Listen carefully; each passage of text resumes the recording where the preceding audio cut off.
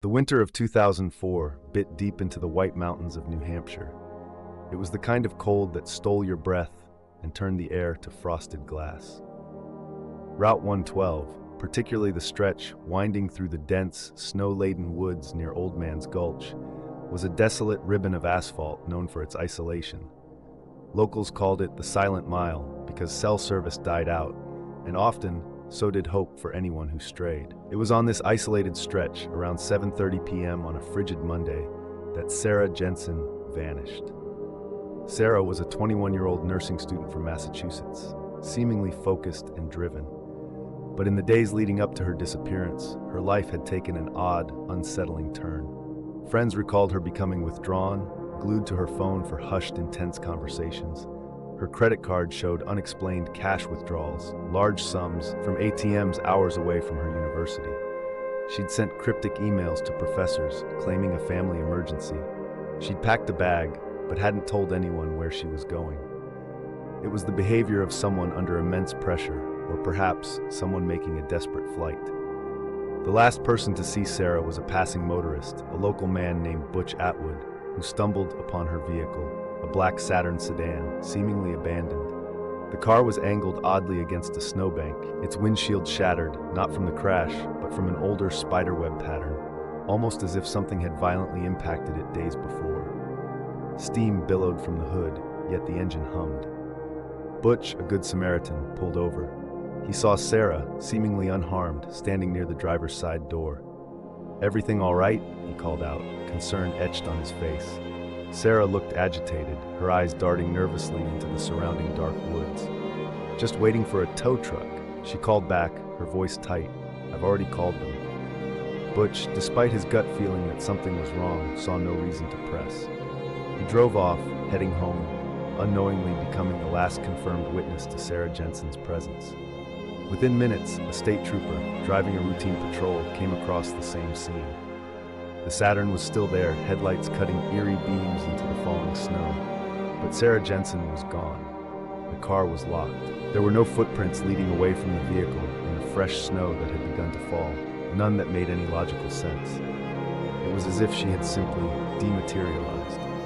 Inside the locked car, the trooper found a half-eaten sandwich and a half-empty bottle of wine, hinting at an impromptu meal.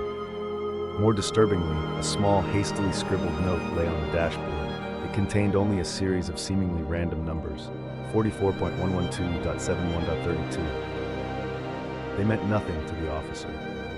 Sarah's cell phone and wallet, however, were conspicuously missing.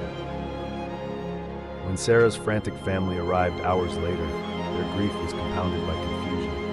They couldn't explain her strange phone calls, her sudden cash withdrawals. Sarah wasn't reckless. She wasn't the type to abandon her life or her responsibilities. As the snow continued to fall, slowly burying the crash site under a fresh, pristine blanket, the feeling that something profoundly wrong had happened settled over the desolate stretch of Route 112. The White Mountains were vast, unforgiving, and ancient, and it felt like they had just swallowed Sarah Jenson whole, leaving behind only chilling questions and an unsettling silence. The biting New Hampshire cold seemed to intensify after the patrol car's headlights swept over the abandoned Saturn sedan. Trooper Mark Ridley, a man hardened by years on the desolate roads of the White Mountains, felt a prickle of unease. The car was locked, the engine humming, but Sarah Jenson was gone. And perhaps even more chilling, there were no clear footprints leading away from the vehicle in the fresh, light snow that had begun to fall. It was as if she'd simply melted into the frigid air. Ridley ran the plates, confirming it was Sarah's vehicle. He then began a meticulous sweep of the immediate area, his flashlight beam cutting through the deepening twilight. The shattered windshield, which he'd initially assumed was from the crash, now struck him as odd. The cracks looked older, more like an impact from days before, not hours. And why had she waved off Butch Atwood, the last known witness? Her behavior didn't compute. Inside the locked Saturn, the details were unsettling. On the passenger seat, a half-eaten sandwich and a half-empty bottle of cheap red wine. It suggested a casual stop, a quick meal, not a desperate flight. But then there was the dashboard, a small, hastily scribbled note, crumpled yet legible. It contained only a series of seemingly random numbers, 44.112.71.32. Ridley stared at them, confused. A code? Coordinates? To what and why no phone, no wallet? It was a scene designed to baffle, to leave more questions than answers. By dawn, the news of Sarah's disappearance had reached her family. Her father, Fred Jenson, arrived from Massachusetts, his face a mask of frantic confusion. He confirmed Sarah's recent erratic behavior, the strange hushed phone calls late at night, the unexplained cash withdrawals from distant ATMs, her sudden uncharacteristic withdrawal from her friends. She was stressed. He stammered to Chief Thompson, but she wouldn't just leave. Not like this, not without a word. He showed them a recent text from Sarah, vaguely referencing a crisis she needed to deal with alone. It painted a picture of a young woman deeply troubled, perhaps fleeing something, but utterly out of character for the responsible nursing student they knew. The immediate search efforts were hampered by the vast, unforgiving wilderness of the White Mountains. K-9 units, usually so effective, seemed confused near the crash site, picking up faint scents that dissipated quickly into the cold, damp air. Local search and rescue volunteers, hardened by years of navigating these treacherous trails, joined the efforts. As they combed the dense forest surrounding Old Man's Gulch, some of the older volunteers, the true mountain men, exchanged knowing glances. They spoke in hushed tones of the whispering woods nearby, a notorious section where people supposedly get lost and never truly leave. It was an old local legend, dismissed by law enforcement, but it added a chilling layer of folklore to the baffling disappearance. Chief Thompson found himself facing a wall of inexplicable contradictions. The missing personal items, the vague note, the lack of footprints in the snow, and Sarah's odd behavior leading up to the vanishing act. It all pointed to something far more complex than a simple car accident. He was a man who believed in facts and logic, but Havenwood felt like it was slipping into something entirely different. The silence of the New Hampshire woods, usually a comforting backdrop, now felt heavy, observant, and deeply, terribly eerie. Sarah Jenson was gone, swallowed by an unseen force, leaving behind only an unsettling silence and a haunting echo of a question. What truly happened on that desolate road?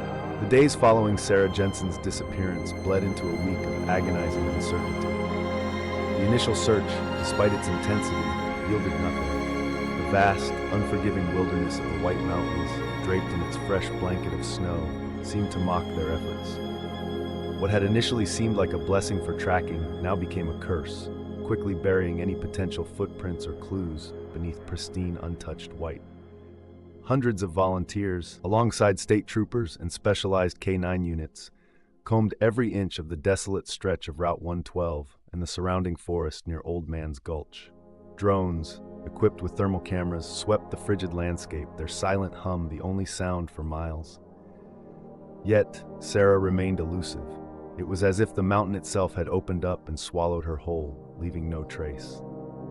Then came the baffling sightings. A gas station attendant in a town 50 miles away swore he saw a young woman matching Sarah's description, looking disheveled but unharmed, asking for directions south. An hour later, a diner waitress reported serving a quiet young woman, alone, who paid in cash and seemed to be avoiding eye contact. Even more unsettling was a call from an elderly hunter who claimed to have seen a figure, small and still, standing silently by a remote, abandoned cabin deep within the whispering woods, just watching the search party. Each lead proved to be a dead end, each sighting contradicting the last, only deepening the agonizing mystery. The case exploded online. Amateur sleuths, armchair detectives, and true crime enthusiasts latched onto Sarah's disappearance with a ferocious intensity. Online forums buzzed with theories, ranging from the plausible to the utterly outlandish. Was it a pre-planned disappearance, a desperate escape from a secret life? Was she abducted by a serial killer who preyed on lonely roads? Did she stage her own vanishing act for some unknown reason, perhaps due to the crisis her father mentioned?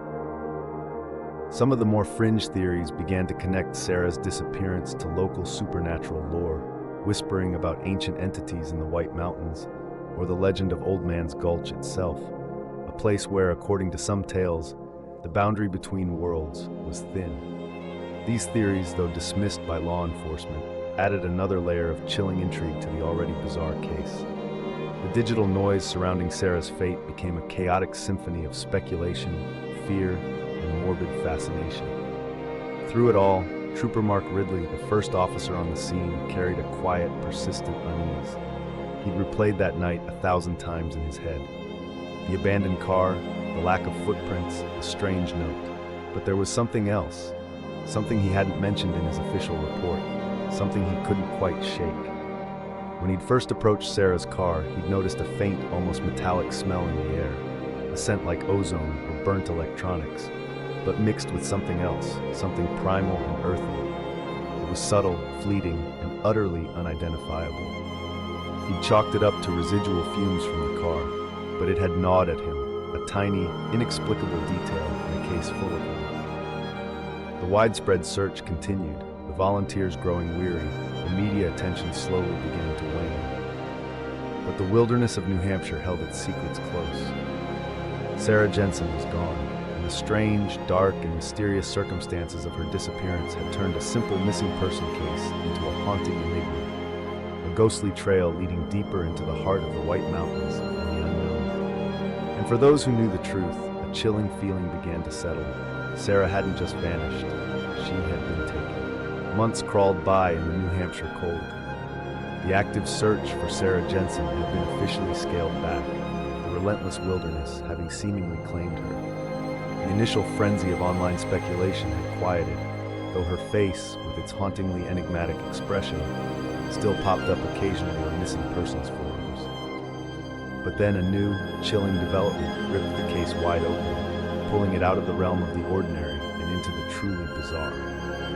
It began with a flicker, a ghost in the machine, a single brief ping from Sarah's deactivated cell phone, not near Route 112, not in a town. This signal emanated from deep within the most remote, rarely accessed section of the Whispering Woods, miles from the original crash site. This was a part of the forest that even seasoned hikers avoided, a place locals whispered about with a superstitious dread.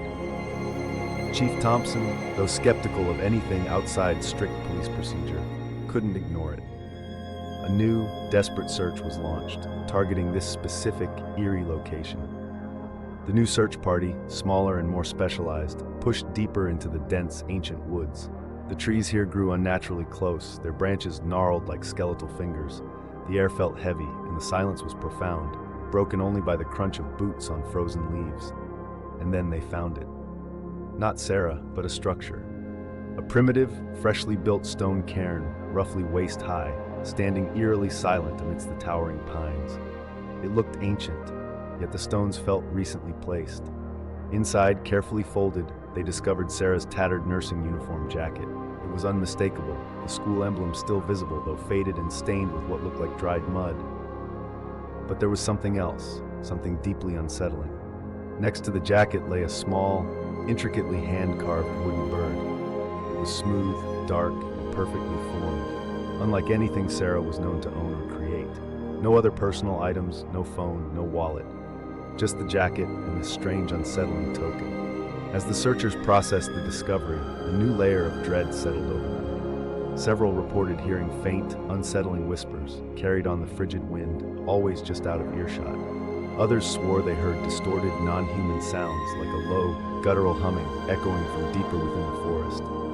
Fleeting, shadowy figures seemed to dart between the trees in their peripheral vision, vanishing the moment they turned their heads. Was it exhaustion, paranoia, or was something else, something unseen, truly present in these woods? The local police, already stretched thin, dismissed these reports as cabin fever or the psychological effects of being lost in such a desolate place. But one grizzled old local, a man named Jedediah Pike, who had lived his entire life on the fringes of the Whispering Woods, approached Chief Thompson with a grave, knowing look. "I told you, Chief," he rasped, his eyes fixed on the distant tree line. "The Whispering Woods is where the veil is thin. Things go missing in there to become part of something else." He leaned closer, his voice dropping to a conspiratorial whisper. "Those numbers in her note, Chief, they ain't coordinates for a map. They're part of an old tongue, a direction to where the ancients sleep." He hinted that the numbers, when translated, might be coordinates to an ancient, forgotten site deep within the very part of the woods where Sarah's phone had pinged. Chief Thompson, a man of logic and procedure, dismissed Jedediah's ramblings as old-timer superstition. But as he looked back at the eerie cairn and the inexplicable wooden bird, a cold dread began to creep in. Sarah Jenson hadn't just disappeared. She had been drawn into something ancient, something that whispered from the trees, and something that had left behind a chilling calling card deep in the heart of the whispering woods. The search for a missing girl had become a terrifying pursuit of the unknown. The ping from Sarah Jenson's phone, deep within the whispering woods, had sparked a brief, desperate surge of hope. But like every other lead in this case, it ultimately led to a dead end. The discovery of the strange cairn, the nursing jacket, and the unnerving wooden bird only added layers to the already impenetrable mystery. Chief Thompson, facing mounting public pressure and dwindling resources, had no choice. The active search for Sarah Jenson was officially closed. Authorities dismissed the unnatural sounds reported by searchers as mere echoes of the wind or the product of stress in a desolate environment. The primitive stone cairn and the wooden bird were explained away as the work of some eccentric local, or perhaps even a misguided attempt by someone to leave a sign, albeit a bizarre one. The warnings from old Jedediah Pike about the veil being thin and things going missing to become part of something else were filed away as harmless, if morbid, local lore. The official stance was firm. Sarah Jenson was simply lost in the wilderness, a tragic victim of the unforgiving White Mountains. But for Cassidy Thorne, the journalist, the official explanation felt hollow. She couldn't shake the chilling details. The exact coordinates from Sarah's note pointing to an ancient, forgotten site, the metallic, ozone-like smell Trooper Ridley had described, the contradictory sightings, and most hauntingly, the unsettling wooden bird. Driven by an almost obsessive need for answers, Cassidy continued her own unofficial investigation. She devoured Old Town records, searching for any pattern, any hint of similar inexplicable disappearances. Her research led her to fragmented old newspaper clippings from decades past, tales of hikers vanishing near Old Man's Gulch, of hunters disappearing without a trace in the deepest parts of the Whispering Woods. Always during winter, always with a puzzling lack of evidence, and always some obscure mention of strange carvings on trees or rocks, symbols that eerily resembled the one she'd seen near Coach Miller's body in Havenwood, and the one Jedediah had hinted at in his ramblings. A chilling connection began to form in her mind, linking Sarah Jenson's disappearance to a much older, darker history of the region. Cassidy, driven by a mixture of journalistic hunger and a growing, primal fear, finally decoded the numbers from Sarah's note. When combined with a specific date and a rare celestial alignment from an old astronomical almanac, they didn't just point to a remote location. They pointed to a specific, deeply isolated ancient standing stone formation hidden in a forgotten clearing deep within the Whispering Woods, a place untouched by any official search. She made the perilous journey alone. The silence in the woods was absolute, heavy, almost alive. As she approached the clearing, the air grew cold, sharp, and carried that faint, inexplicable metallic scent. The standing stones, ancient and covered in moss, stood like silent sentinels. She found no trace of Sarah, but the feeling of being watched, of being observed by something unseen, was overwhelming, raising the hairs on her neck. Then at the base of the largest standing stone, she saw it, a new, freshly built cairn, small and meticulously constructed. And nestled inside, a single hand-carved wooden bird, identical to the one found months ago with Sarah's jacket. It was a chilling, undeniable message. The entity, whatever it was still here. It was still active, and it had left a new calling card. The case of Sarah Jenson remains unsolved to this day, officially a cold case. But for those who know the full strange story, the odd behavior, the baffling crash, the untouched snow, the cryptic note, the lost phone's ping, the cairn, the wooden bird, and the ancient symbols in the Whispering Woods, the truth is far more unsettling. Sarah Jenson didn't just vanish. She wasn't just lost. She became a part of something else, something ancient and hungry, that continues to haunt the desolate roads and whispering woods of New Hampshire. And sometimes on a cold, silent night, if you listen closely, you can almost hear the soft, rustling sound of old secrets being unearthed, patiently waiting for their next victim.